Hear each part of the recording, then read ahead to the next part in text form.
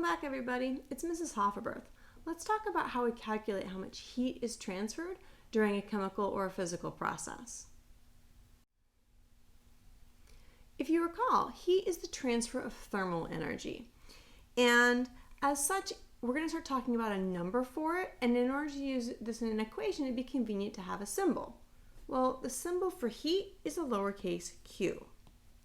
And the sign of Q tells us whether heat is being added or heat is being lost. So if heat is being added or gained by the system, we're going to say that Q is positive. And this, of course, corresponds to an endothermic process. On the other hand, if Q is negative, the system is losing heat, and so that's an exothermic process. And it is important to note that in this case, when I'm saying Q is positive, Q is negative, we're really focusing on the heat transfer by the system. So one formal way of saying this would be to say Q system. So I'm going to add some little subscripts here, SYS, to each of these symbols for Q to really emphasize we're talking about the system here. So if we're going to attach numbers to this, we need units. Well, the units you're accustomed to hearing for heat transfer are actually calories. A calorie is actually defined as the amount of heat it takes to increase the temperature of 1 gram of water by 1 degree Celsius. And that's not a lot of water, and so it doesn't take a huge amount of heat. So when we talk about calories in our everyday life, say in the kitchen or our foods, we're actually talking about 1,000 calories, a kilocalorie, which is given a capital C to differentiate it from regular calories. And while there's nothing wrong with calories, that is less convenient of a unit for us because of the step size. And so what we're actually going to use in chemistry this year is the SI unit for heat, which is joules.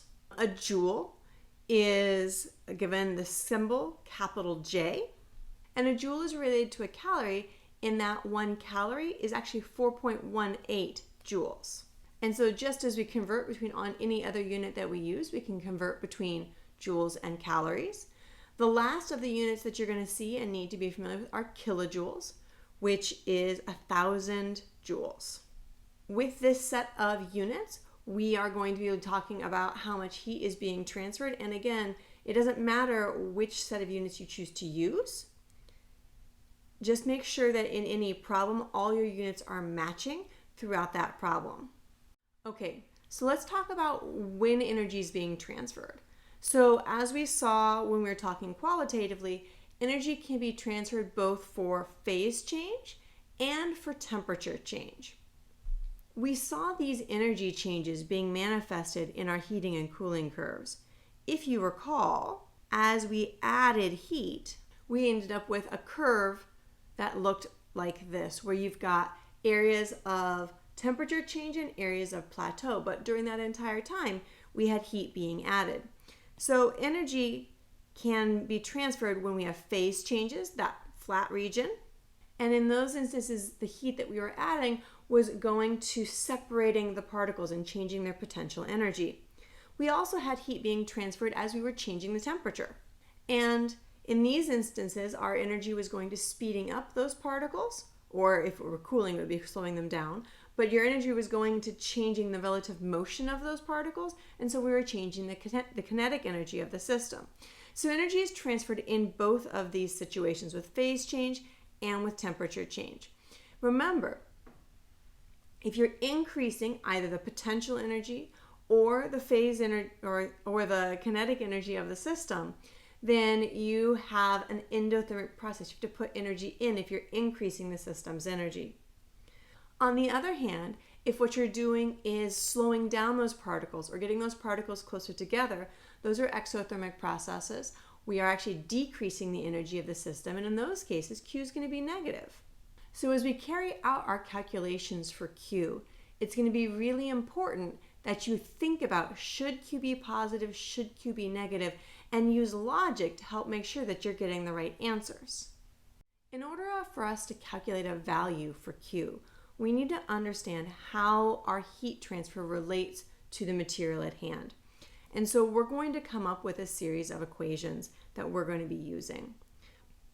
if what we have is that liquid to solid or solid to liquid phase change, the amount of heat that it takes to carry out this phase change, remember heat has a symbol Q, will depend upon the mass of the sample and something called the heat of fusion.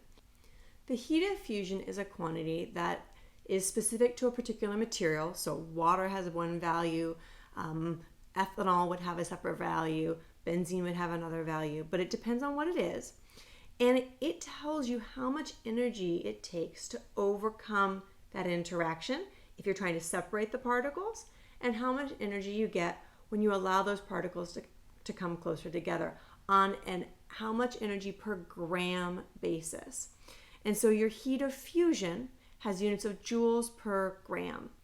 And so in order to calculate Q, you just need to know the mass and what that value for delta H is.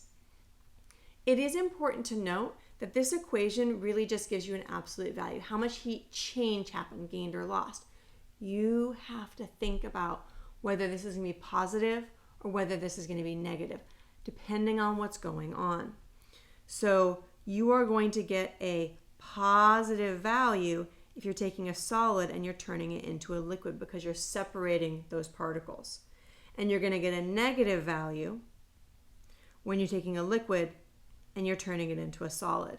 So to generalize this equation, I'm going to stash a plus or minus up in that expression to emphasize that you need to think about whether this should be positive or whether this should be negative. Just as we have an expression to calculate Q for a solid to a liquid, we have a similar expression for the phase change between a liquid and a gas, or vice versa. The equation looks really similar. Again, we're going to have Q, our value for heat. In this case, it's going to be equal to the mass times something called the heat of vaporization, which is very similar to the heat of fusion, just we're talking about the potential energy change associated with a liquid to a gas. And just as we had either a positive or a negative sign, depending on the phase change, here we have the same. So Q will be positive if you're going from a liquid to a gas. So if you're increasing the spacing of those particles and increasing the potential energy of that system, you're going to have a positive sign, whereas it will be negative if you go from a gas to a liquid. And so we see both with heat of fusion and heat of vaporization, these values allow us to determine how much heat it takes to change the spacing of the particles. But we know that spacing of the particles isn't the only thing we can change. We can also change the speed of those particles, and that's where temperature change comes in. And so the equation for calculating how much heat is necessary for temperature change is going to be Q equals M. Again, the mass comes into play. For temperature change, we also need to consider what the material is. And so we have the symbol C, which is your specific heat of a material. And then we also have the change in temperature. As we look at all of these units, heat's always joules. Mass is going to be in grams. Change in temperature we know will be in degrees Celsius, and that means the specific heat has to have units of joules per gram degrees Celsius to make all the rest of the units match. Specific heat is a constant for any particular material. I do also want to point out with this equation that delta T, that triangle is the Greek letter delta, which means change in math speak and math symbols, that change in temperature corresponds to the final temperature minus the initial temperature. And if you arrange the change in temperature that way, final minus initial, if you have an increase in the temperature, that value is going to be positive, and so you'll end up with a positive Q. On the other hand, if the temperature goes down, the final temperature is lower than the initial temperature, you'll actually end up with a negative value for delta T, and therefore Q will end up being negative. And this is nice because this equation tells you whether Q should be positive or negative, but you should always stop and think to make sure it's consistent. If I'm heating, my energy of my system should be going up, and if I'm cooling, the energy of my system should be going down. Make sure you're being consistent. Let's take a look at 3 examples of using these equations to finish out this video. So first, how much heat is needed to melt 25 grams of silver metal? Okay, we're melting. So this is a phase change. So the first thing you need to do is identify what you're told in the problem. So you're told you've got 25 grams, and that's your mass for the silver metal. You also know that the heat of fusion is 88.2 joules per gram. Well, as you decide which equation to use, you obviously need an equation with these values in it. And for melting, the equation for calculating heat is Q equals M delta H fusion. And since we're melting, we have to put energy in.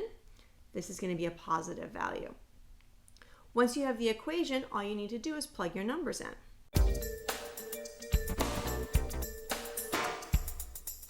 In this case, the heat of fusion needed to melt that 25 grams of silver is 2,200 joules. Let's take a look at a problem that's a little different. In this case, you're told the heat of vaporization of water is 2,260 joules per gram. And you're asked what was the change in heat when 56 grams of steam condensed to water. Okay, so once again, identify what you're told. We now need an equation, and so we'll use the equation for heat of vaporization. But before we go anywhere, let's think about what sign we need. We are condensing the steam. We're taking it from a gas to a liquid. Those particles are closer together, so they're going to have a lower potential energy, and so Q is going to be negative for this exothermic process. And then we can just plug our numbers in and solve.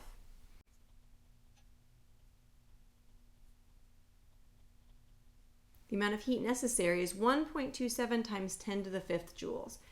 It actually often takes a lot of heat to make these transfers, and so while there's nothing wrong with using scientific notation, you could also convert to kilojoules. We haven't looked at a situation yet where the temperature was changing, so let's do that now.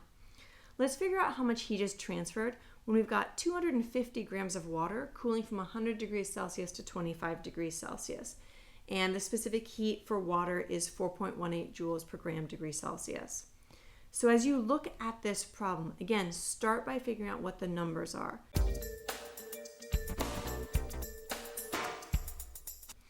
So which equation to use? Well, for heat transfer, this is Q equals mc delta T. Q is what we're solving for. The mass we know, that was 250 grams. Specific heat you're told is 4.18 joules per gram degree Celsius. And the change in temperature was the final temperature minus the initial temperature. So that'll be 25 degrees Celsius minus 100 degrees Celsius. Once you have all the pieces there, you can simply plug your numbers in and go.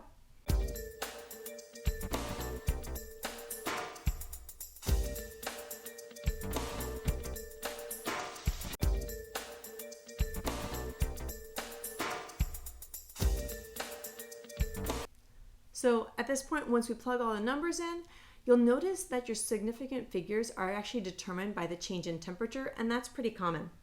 So you end up with negative 78,000 joules or negative 78 kilojoules. In summary, when you're trying to calculate heat, you need to recognize you're going to be using units of joules for heat. You need to think about, as you look at a problem, what is the change that's going on? Am I changing phase, either solid to liquid, liquid to solid, in which case you'll use the equation involving heat of fusion, or are you changing phase from liquid to gas or gas to liquid, in which case you'll use the equation that involves heat of vaporization, or are you changing temperature, in which case you'll use Q equals mc delta T. Regardless of which equation you use, make sure you're thinking about what the sign should be. Should this be positive? Am I putting in energy to carry out this change? Or should the sign be negative? Am I getting energy out?